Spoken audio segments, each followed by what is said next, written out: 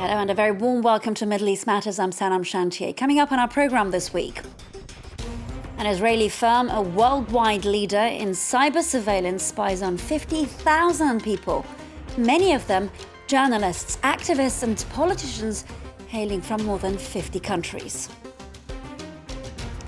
Deadly demonstrations continue across Iran's oil-rich province of Khuzestan.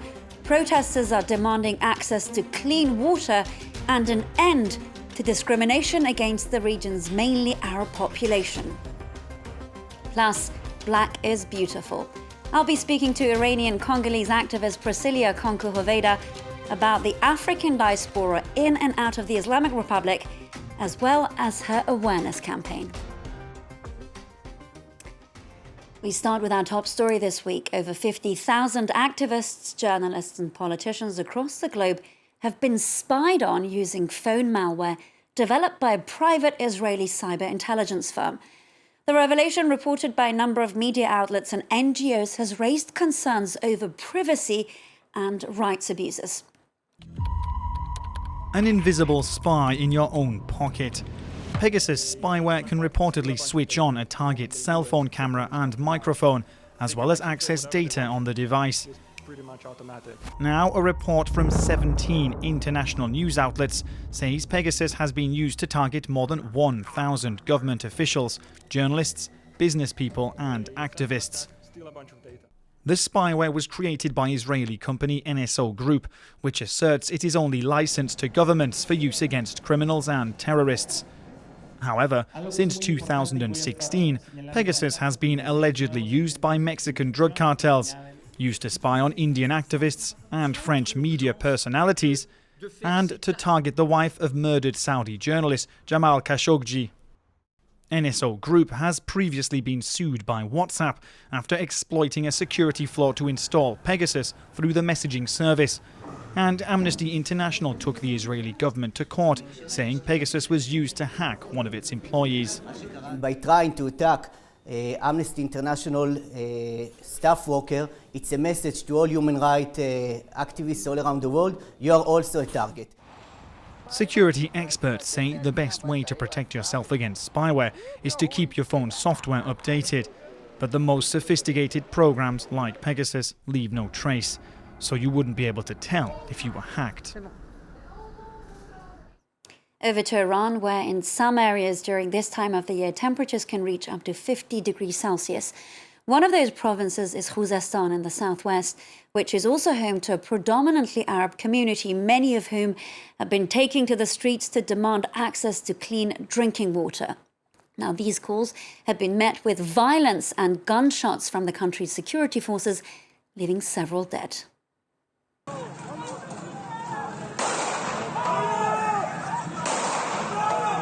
Protests have been going on for days over rampant water shortages and power outages.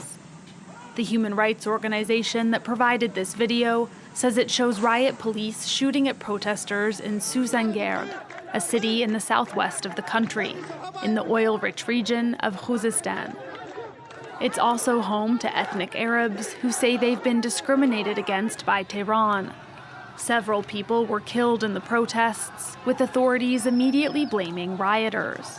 For protesters, security forces are responsible.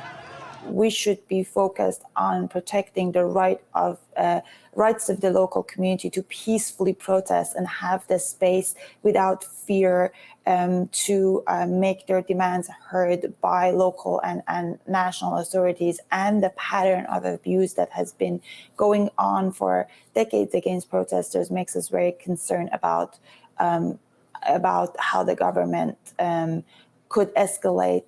Iran has suffered from droughts for decades, but this one is particularly bad. Precipitation had decreased by 60% from March to May as compared to the year before. And the droughts are set to only get worse due to climate change.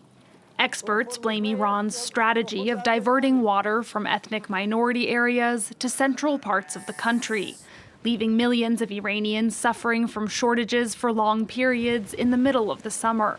Water expert Professor Kava Madani was hired to overhaul Iran's environmental management in 2017, only to be forced to flee the country a few months later. He blames the current woes on Iran's failure to reform. The province of Khuzestan, you should know this, that last 2 years experienced a lot of floods. It had unprecedented amounts of rainfall.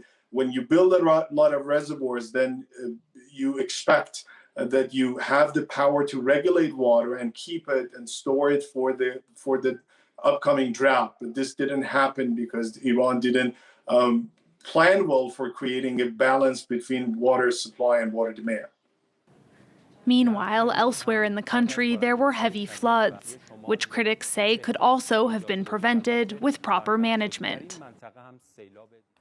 Now, Iran is a country home to a colourful array of ethnicities. They include Persians, Arabs, Azeris, Kurds, Baluchis, Lurs, and a group that's less so talked about. That's the Black Iranian community.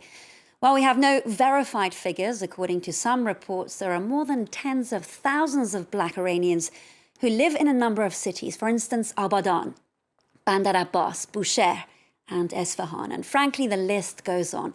Now, many arrived on Iranian soil as a result of the Persian Gulf slave trade. Others came for economic opportunities. And to talk more about the Iranian-African community, both in and out of the country, I'm joined by Priscillia Kounkou Hoveyda. She's a human rights lawyer and one of the founders of the Collective for Black Iranians. Priscillia, it's wonderful to have you on. Tell us about your experience as a Black Iranian girl growing up in Tehran. This is a country where certainly at the time, many people had never even seen a Black person. Thank you so much for having me, Sanam, today. And indeed, I think you've hit it right there. It was late 80s, early and mid 90s for me, having been born from an Iranian mother and a Congolese father, and having spent my formative years in Iran, Tehran, Isfahan, Mashhad, Qom, and mostly center and northern Iran. The experience has been, as a child, quite isolating, quite stigmatizing, a lot of teasing, a lot of othering, a lot of questions. Chera pustet siyas, why are you Black? Why are your hair this way, for those who could see my hair, and so forth. So lots of questions, and oftentimes for the 8-year-old, 6, 7, 9-year-old Black little girl that I was at the time, I didn't really have much answers to give them. Now, you said it was isolating. Can you try and give us and our viewers some context here, Priscillia? Many Iranians to this day, they joke about the issue of race. Some of them still see Haji Firuz as a symbolic figure for the Persian New Year. That's, of course, their version of Father Christmas. But this is a polarizing figure. And the reason for that is because he's depicted with blackface. Absolutely, Sanam. And, you know, to give you an example, it would often translate into being the only Black person in the room at Nowruz or the supermarket or the neighborhood school. I did not grow up in the southern part where in Abadan, Bushehr, or Bandar Abbas, you see more people who look like me and who would have looked like me. I was living in Tehran, traveling to Isfahan, where my grandfather is from, and spending a lot of time there. And for most folks there, it was their first time. And when there would be jokes made about me, oftentimes if I did wear some red, which I would be careful not to, it would be about being Haji Firuz and being there to make folks laugh. So a very, again, isolating experience where I didn't have a lot of answers to provide people, because I was raised by my Iranian side of the family, myself trying to understand why is it that the way that I looked was so surprising to a lot of my Iranian peers, family, relatives, friends, and later on colleagues. So given that this was your personal experience, you decided, Priscillia, to travel around Iran, to reconnect with your roots, to meet other Black Iranians. Tell us about that.